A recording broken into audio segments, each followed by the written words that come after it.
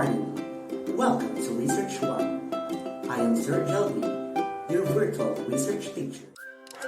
Welcome to another research topic which is all about documentation style. I am Mark Angelbert Bidlay and you can message me at JelbyPH. Note-taking techniques. Often, taking notes is one of the most difficult tasks a student can do effectively. It can be hard for students to know what to write down, what information is important or appropriate, or how to organize their notes so that they can be easier to learn from in the future. Notes taken during reading or lectures can be one of the strongest tools a student has in their academic experience. Before attempting to take notes, consider the following questions. What is effective note-taking? How can I take good notes in class or from written text? Is it different for each? What is the overall goal of my note-taking? How do I study and what should I include in my notes to help this process? How is the class that I am taking and how should I take notes based on this? Verbatim. It means in the exact word or word for word, according to Merriam Dictionary. When learners take verbatim notes, they write down as they hear it and in no specific format anything that the teacher says. As a consequence, to be useful for analysis, verbatim notes require attention and reorganization. Verbatim notes are more useful than no notes at all, but techniques are more successful. You only need to use verbatim in your research when there are ideas that should be taken directly, for it is very important and you need to quote the author or speaker. Paraphrasing means communicating knowledge or ideas from other sources in your own words. In a similar number of words to the source text, paraphrasing is not just substituting terms with synonyms or rearranging the sentence form. It requires significantly rephrasing a text while maintaining the original text. The first step in paraphrasing is to read and get a complete understanding of the original text. Think about the general sense of each paragraph or section as you read. Don't just concentrate on the individual terms and phrases. Put the reading aside after each paragraph or section and state it in your own words. You are ready to write your paraphrase and you can do this. Do not forget to include a proper citation and don't try to change the author's message. Summarizing involves briefly describing in your own words the key points of a reading without introducing your own thoughts or altering the context of the author.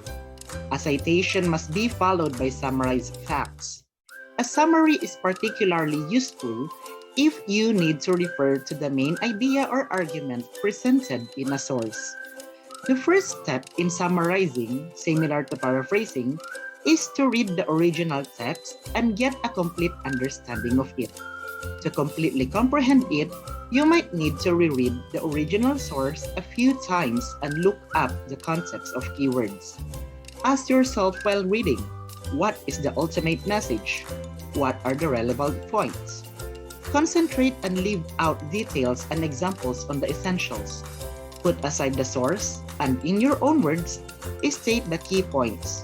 You are prepared to compose your overview when you can do this. A précis is like a miniature portrait of the passage.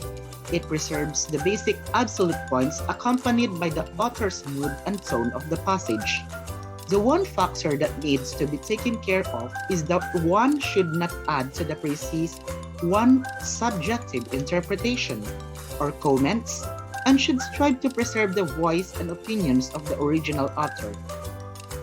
The writing should be straightforward with effective sentences as far as the writing style is concerned, and the diction should be flawless.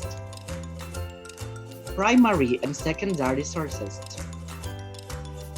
The raw materials of history, original documents and artifacts that were produced at the time of research are primary sources, as they were generated by people or objects that were present at the time or event. They are the most direct proof of a time or event. A secondary source is the most common form of source you are likely to find. A secondary source is any source that has been created after that event. Time or problem has passed regarding an event, period, or problem in history. Someone who has not witnessed or participated in the incidents or situations you are researching has created secondary sources. A secondary source interprets primary sources and analyzes them. The APA citation format. The APA citation guide, when searching for your related literature and studies, it is equally important to list the sources and cite them properly, being a good researcher. The structure of the APA is the official style of the American Psychological Association and is widely used in psychology, education, and social sciences to refer to sources. In a 1929 article published in the Psychological Bulletin that set out the basic guidelines, the APA style emerged. The APA publishing manual was ultimately extended into these guidelines. In-text references must be included following the use of a quote or paraphrase taken from another piece of work. In-text citations are citations within the main body of the text and refer to a direct quote or paraphrase. They correspond to a reference in the main reference list, and these citations include the surname of the author and date of publication only.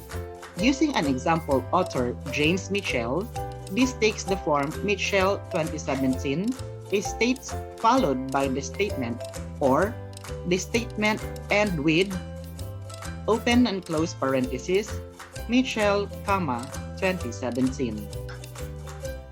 How to cite a book in APA format. Book referencing is the most basic style. It matches the template above, minus the URL section.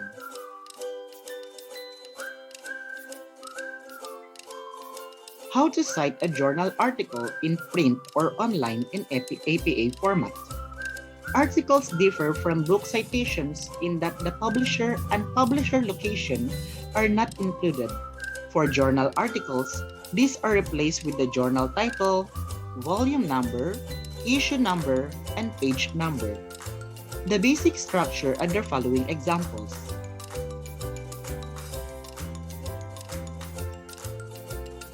How to cite a newspaper articles in print or online in APA format.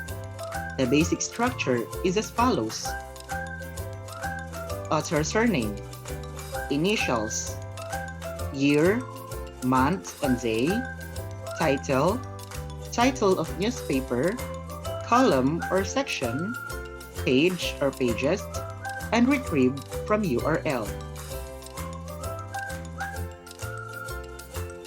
The following is a newspaper article example.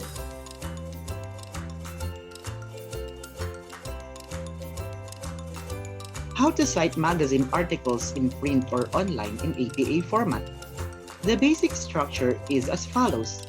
Author surname, initials, year, month, and day, title, title of the magazine, pages, and magazine article. The following is a magazine example.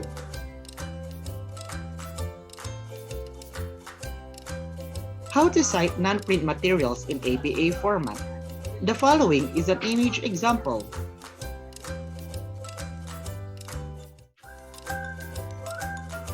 How to cite a website in APA format. When citing a website, the basic structure is as follows. Author surname, initials, year, month, and day, title, and retrieved from URL. The following is a website example. Thank you so much for watching. If you have questions, feel free to send me a message at JelbyPH. That's all for this day. If you have any questions, follow me at the following. Thank you.